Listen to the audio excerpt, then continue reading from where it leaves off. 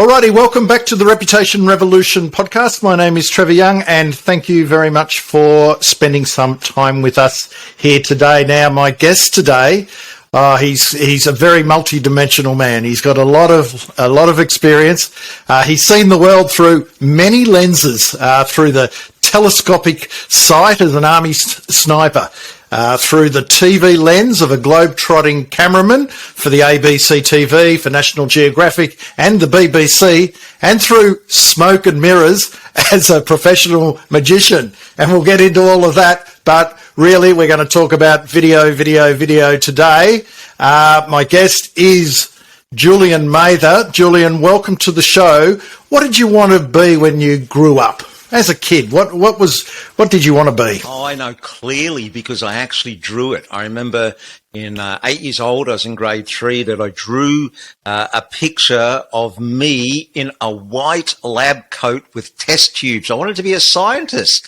And that was all going really well until I realized I wasn't intelligent enough to be a scientist. And it was all, but you know, that whole thing about searching for truth has always stayed with me my whole life. And even though I'm not a scientist, I've adhered to the scientific principle about, you know, just coming up with an idea, a hypothesis, and, you know, testing it. And if it doesn't work, then go find a better solution. Do you wear a lab coat in your off hours? Yes, that's private. Okay. Okay, off limits already. Julian, you are a professional keynote speaker. You speak at conferences. You're now doing a lot of virtual presentations as well. But one of the key things that you are is a trainer, a video trainer. You train people or train businesses on how to use smartphone video successfully for their career or for their business. Why don't you walk us through that side of things? And I also note in your LinkedIn that you only do it for, or not only, but you focus on 40 to 60-year-olds. So you get 40 to 60-year-old business people to use smartphone video to their advantage, to build trust and authority in the marketplace. Is that just about sum it up? Why don't you walk us through that? Yeah, so I've actually just had a bit of a pivot, an overused word, but because I was going and working with organisations and corporations and government departments, and I've moved to more individuals now. So, consultants, speakers, coaches, leaders, and around the 40 to 60 age group. And the reason I moved away from the larger organisations is because what I have to offer them is too far ahead of where they are and what they can grasp.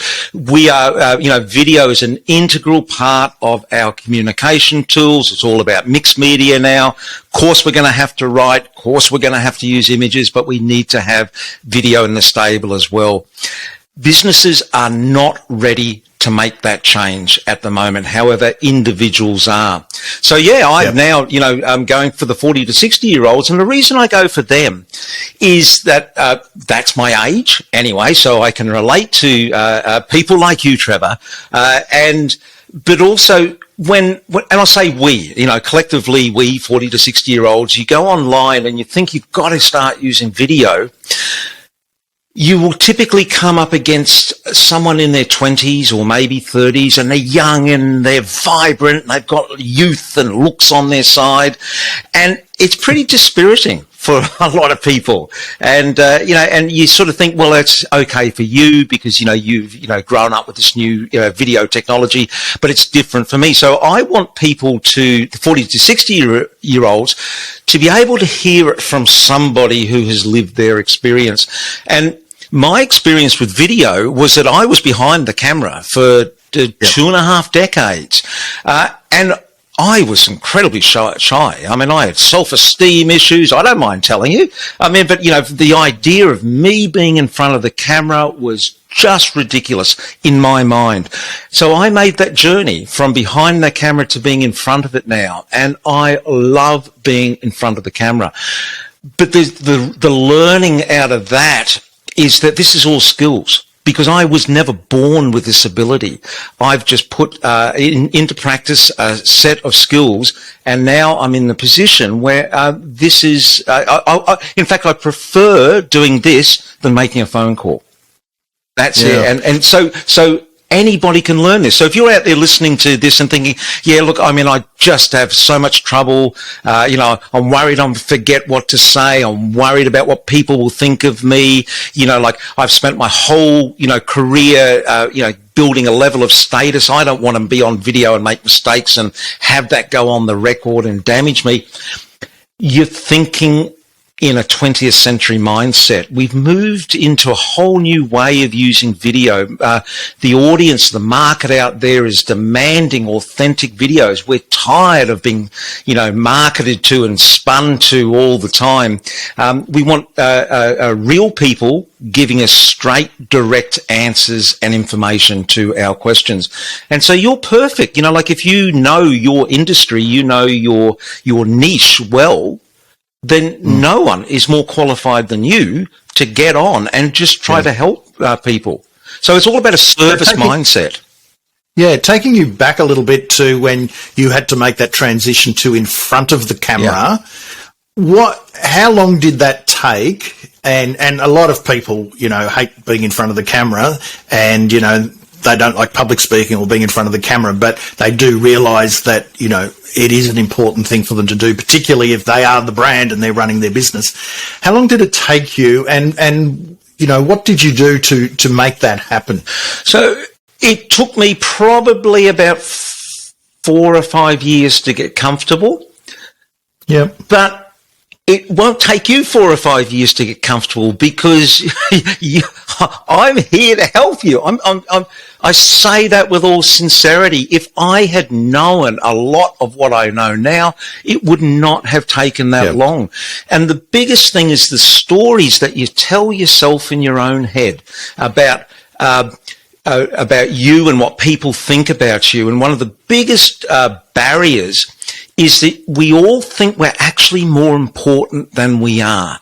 We think if we get on there and we mess something up, and this works for public speaking as well, we don't want to do it because we think, we'll mess up and people will talk about us. And the honest truth is, and you have to accept this, if you think that, you're conceited. I was conceited for those early years because I stopped myself getting on and just being authentic and being willing to make mistakes because I thought people were going to talk about me. But here's the truth, is what I learned is that once people have finished in your session, whether you're public speaking or whether you're in your office in a meeting, as soon as you walk out the room or people walk out the room, they go back to the important things in their life, like working out what time I got to pick up the kids. Do I have to pick up things on the way home from work? These are the important things, and people are not thinking about you like you're thinking about yourself. And when you get over that, and it takes you out honestly to look in the mirror and say, I'm actually conceited about this in the nicest possible way. You're not meaning to do it, but you are, and that alone can shortcut the whole process. Yeah, and it's interesting. I was listening to a podcast the other day, and we were it was kind of in this similar vein about imposter syndrome and not wanting to put yourself out there and share your ideas and your stories and your wisdom. And the person being interviewed said, "How selfish is that? You're hoarding all of these ideas when you could be sharing it with the world." So just in that conversation sparked that. But if people aren't pushing themselves out there, they could be conceited and selfish, and we don't want that to happen. And there's a great little saying and a great cure for this. It's fix nervous with service. So if you are worried about going on, develop a service mindset where you take yourself out of the equation, and you got to say, this isn't about me. And early on, this is why I say it took me a long time. Early on, I was about trying to build a speaking career, and it was all about me. It was honestly about me until I finally realized, pull yourself out of this, and it's all client based, and pull, like writing copy, pull I and me and put them and they and you in there. But you've actually almost physically got to do that yourself. And when you're thinking about other people and just serving them, all of a sudden, Yeah. a lot of your anxieties just disappear. That's actually a really terrific way of looking at it, and you make it about the audience and you focus on them, as you should do in any content, but, you know, podcasting, video streaming, videos, etc., and then that takes it off yourself as well. So it's a really good bit of advice, that. Julian, how you've got carried around a big lug of a camera over the journey, and of course cameras have got smaller and smaller as the technologies improve, but clearly, you know, you've been a professional video producer and cameraman. I think I read somewhere on your website somewhere that you said the only camera you've got now is in your pocket. It's your smartphone. What about the whole issue around, or the perceived issue, more likely, around the, you know, quality, production quality? You know, a lot of people, particularly who have been around a bit longer, they equate quality video with all the bells and whistles with good content. Do you want to put that one to rest? I'm pretty sure you're going to. Yeah, sure. So the only camera I own is a smartphone. It's not just one smartphone. I've got, so you're looking at me now on a smartphone. Yep. The only cameras, I've got about 6 of them here, and most of mine I get when I upgrade. That's one of the great things about smartphones, is every time you upgrade your phone, you actually extend your whole video production system by another device. So we got to go back and we got to talk about, there's traditional video professionals and there's new video professionals. New video professionals is a term that I've coined because I didn't know what else to call them. And that's these 40 to 60-year-olds out there who are actually resentful that they have to do video. They've been I've got to do video now. What else do I have to do? You are a new video professional. You need to use video in a different way than a traditional video professional, who is someone when you outsource to a video production company and they're going to make a sexy video for you. They've got a set of skills. However, most of the videos that businesses will make I would just say the next decade, 95% are going to be simple, authentic video, almost like video messages, rather than being, like a flash video production. So you need a new set of rules and you need a new set of tools. And within those new set of tools, I advocate using smartphones, because we're also moving in history from a time of centralization. In the 1950s, you had 2 superpowers, you had 3 TV networks in the US, everything was centralized. With the advance of technology, started with the transistor, went to the internet, and now with blockchain coming in, we're just going into this decentralized world where everyone has gets a say and gets a go, but it's all about speed. And so you need to be hooked into the new communication networks with tools which are geared to be hooked into communication networks, and that is smartphones. If you use traditional video gear, you're putting another level in between you and getting your message out at speed. So that's like the big picture reason that I use a smartphone. But the other thing you got to understand is what I call the video production paradox. And it goes, you might, they can't. So if you're thinking, yeah, but I don't want to make my videos, I really don't want to, I'm just going to get them outsourced.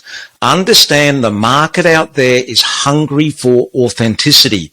Here's the thing, you can't be a little bit authentic. You're either authentic or you're not authentic. And if you outsource your videos to a production house, they lose that authenticity. They'll say to you, oh yes, we can make them authentic. No, you can't. You can't. Authentic is authentic. It's either in or it's out. So the video production paradox is that you might be able to make a nice, good looking, traditional video. I don't know your skill set.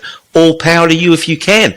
But they can't make authentic videos. And given that about 95% of the videos you're going to need to make for your business over the coming decade need to be authentic videos, there's only one person who can make an authentic video, and that's you. So it's about learning to be on camera and present in a authentic, and all authentic means, people get hung up on authentic. Oh, what does that mean? Does that mean if I'm angry, I have to be angry, show? No.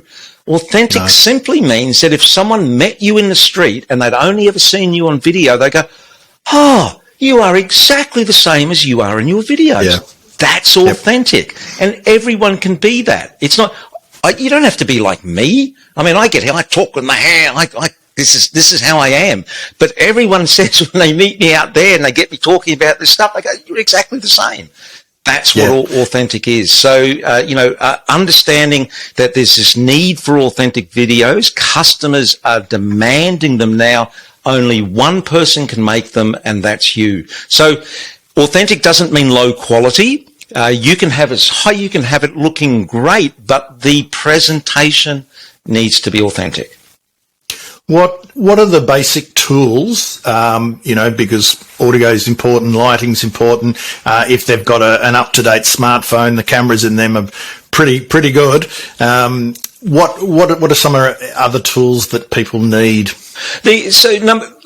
I call it the smartphone advantage. And the reason I teach people on smartphones first is that if you want to then add layers on this and add extra gear and better cameras and better lights and better microphones, that's all great. But if you have the ability to be able to pick your smartphone out of your pocket in almost any situation, you may be traveling, you're out on the road, and there's an opportunity to make a video. If you can make that and get that to market faster than your competitors, you have a smartphone advantage. So just starting on that is that I show people how you can do all this just using your smartphone. One of the things, you can get lights for free. Face a window so the light comes back on your face. You might be in a warehouse, stand in the doorway where the big roller door is, inside the building, looking out towards the roller door so the light comes back on your face. So you've lit yourself nicely. But what about microphones? Because sometimes you can't get good quality sound. Well, the microphones in smartphones are actually really good quality, but most of the time we've got it like a long way away from our mouth. So what do? There's a thing called the magic microphone. And what you do is you turn to the person next to you and say, can I borrow your smartphone?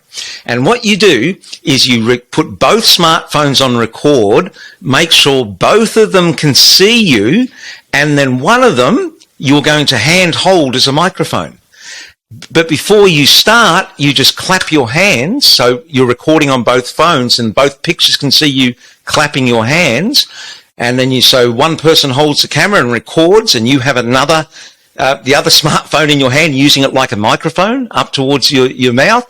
And you can walk around and do a walk and talk and show. So when you go to edit it later, you just put both the videos from the phones in one editing program, and where you clap your hands, you move them back and forth and sync the tracks up.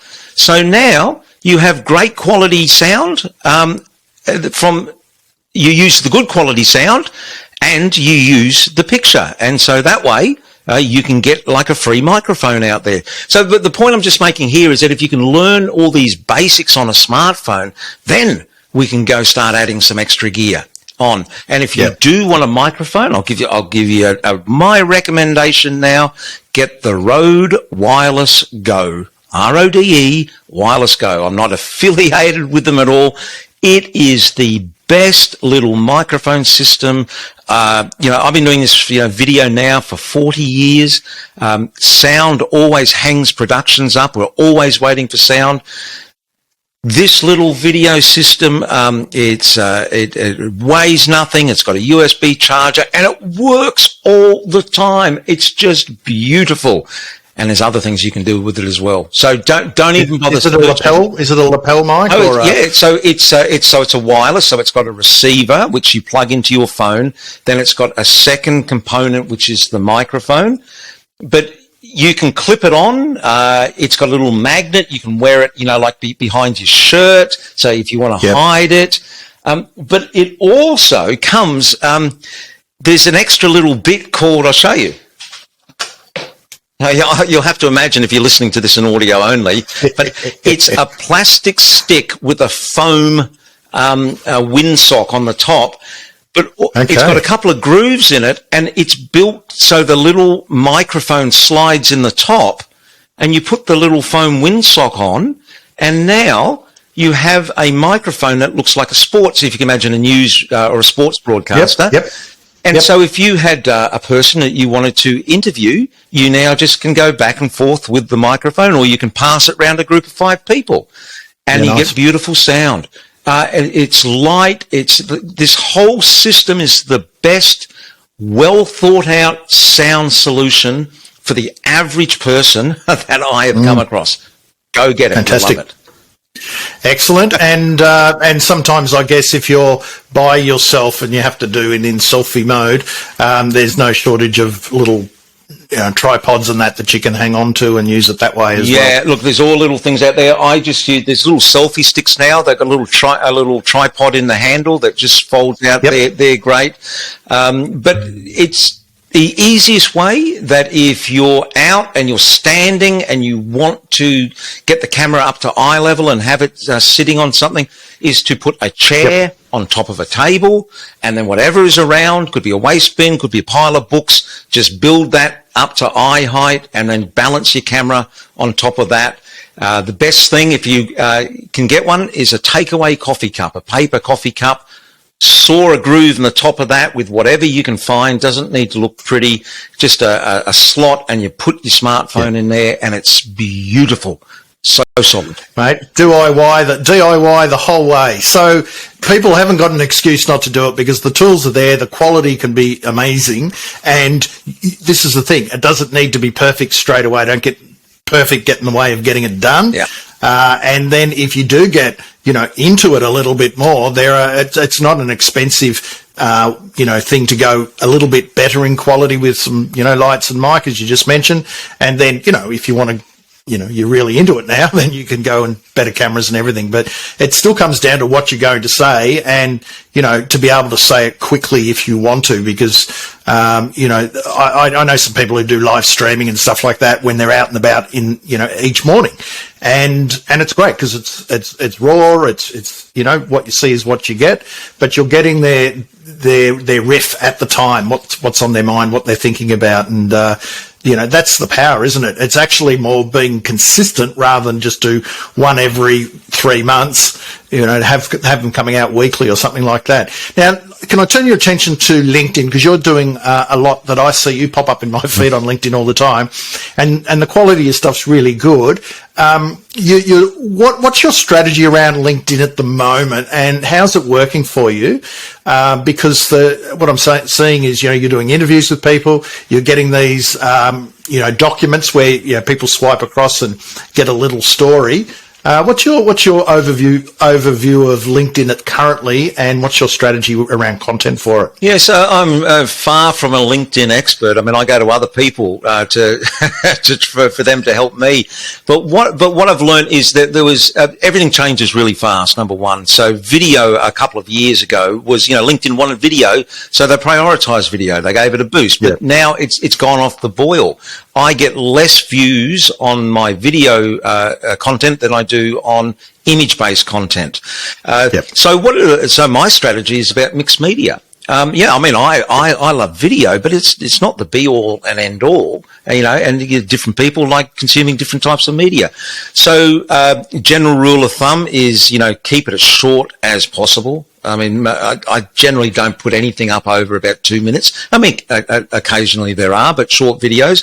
What I do is similar to what we're doing here. I do a podcast called Video for All, but I use that as a content gathering strategy. It's not actually to try to build a podcast. I've done that a couple of times before. No one wants to listen to a podcast about video, but what I do is I get guests on, and that video recording I then chunk down, and generally I'll get 10 to 12, short 2-minute segments or 60-second segments. And then I've got always about 100 pieces of content waiting to go on.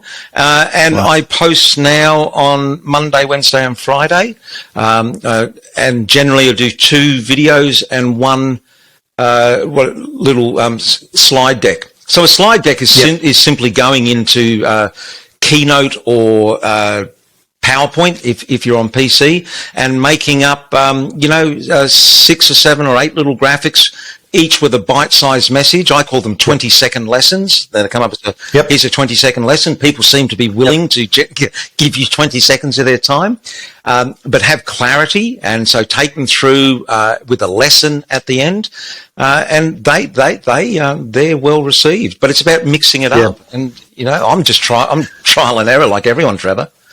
Yeah, and it's a good point. It is mixed media. It is mixing things up a bit. There's roles for video, but the fact that you've got 100 posts ready to go is very pretty amazing.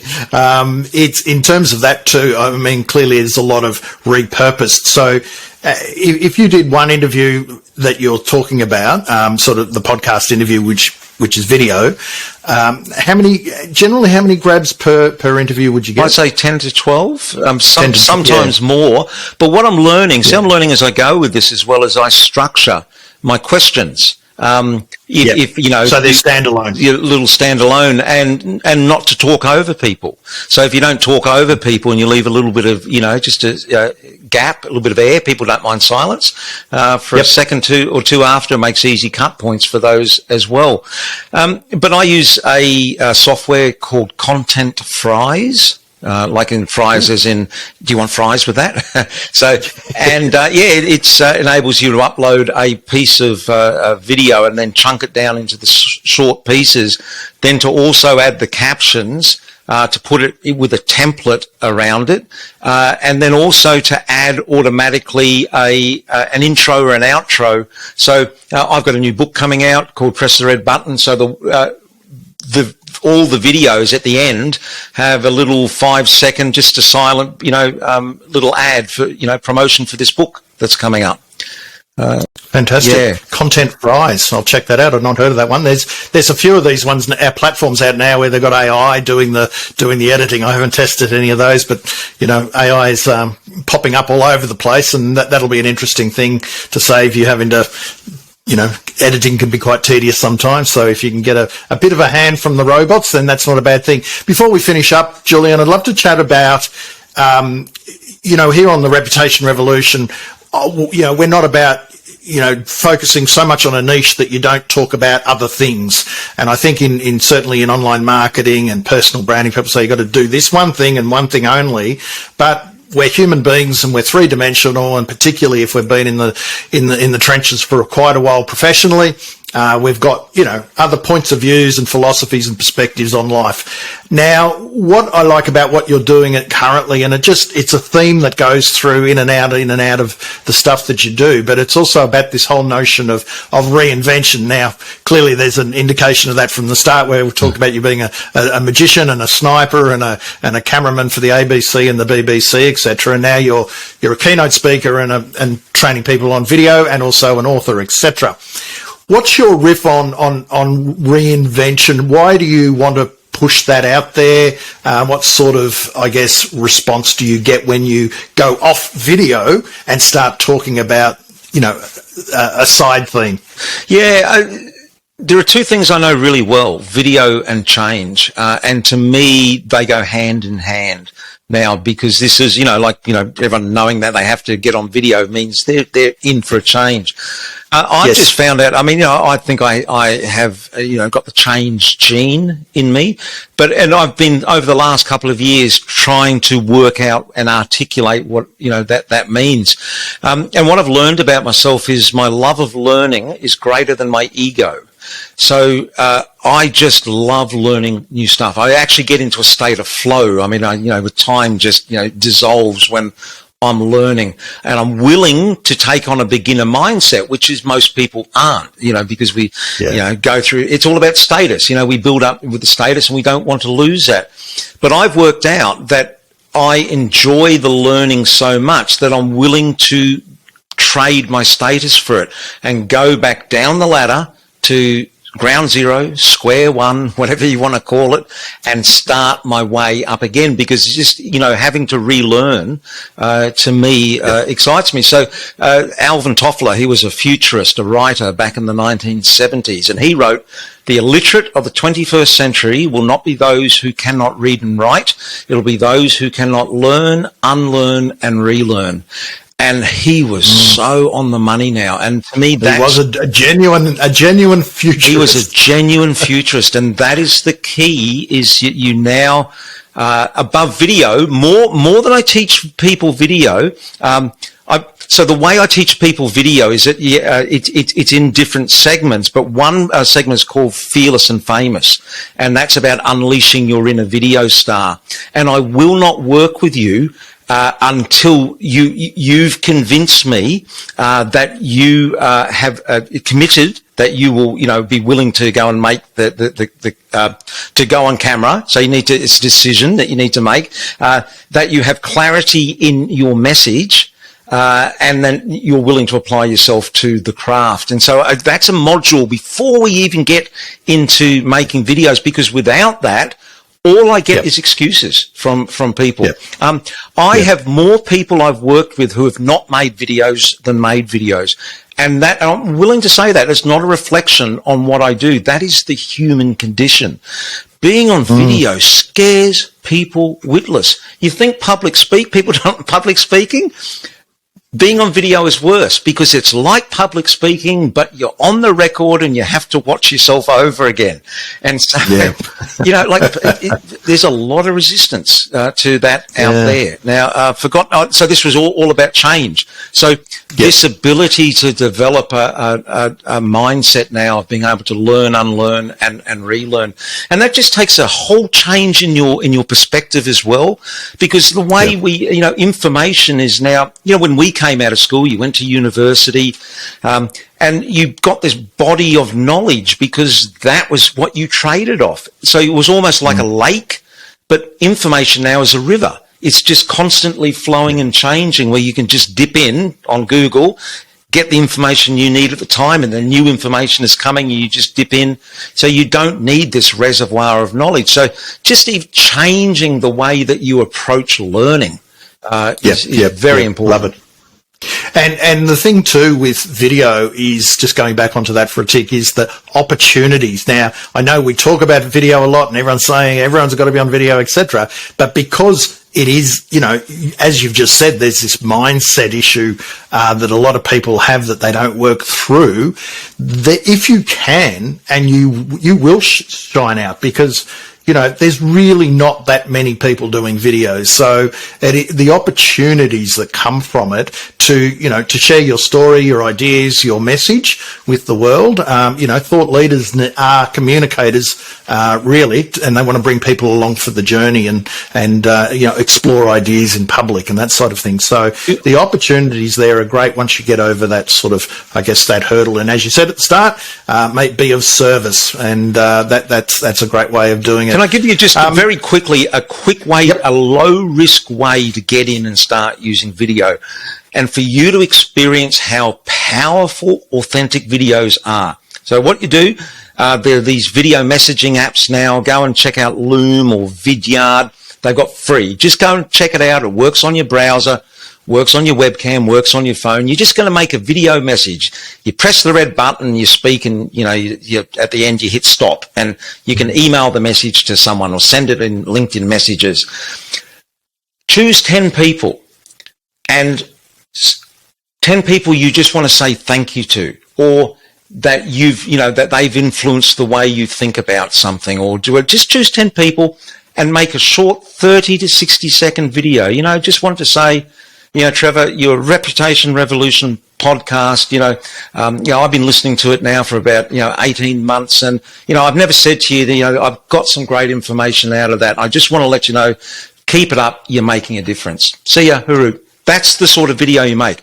Send that to someone and see the responses you get out of that. If you want to understand the power of video, just do that. That is a great tip. And there are some new email tools, I suppose, where you can have the video in the email as well. So lots of great opportunities there. But again, just do it. It's really a classic example, just getting it out and testing it. And if nothing else, you're going to get better and better and better the more you do it. Julian, thank you very much for your time. What's the best way people can get you online? Website, LinkedIn, I suppose. Yeah, so julianmather.com, JulianMather.com. Fantastic. And connect with him on LinkedIn and on Twitter as well. So thanks very much, Julian. Much appreciated. Thanks, mate. Bye-bye.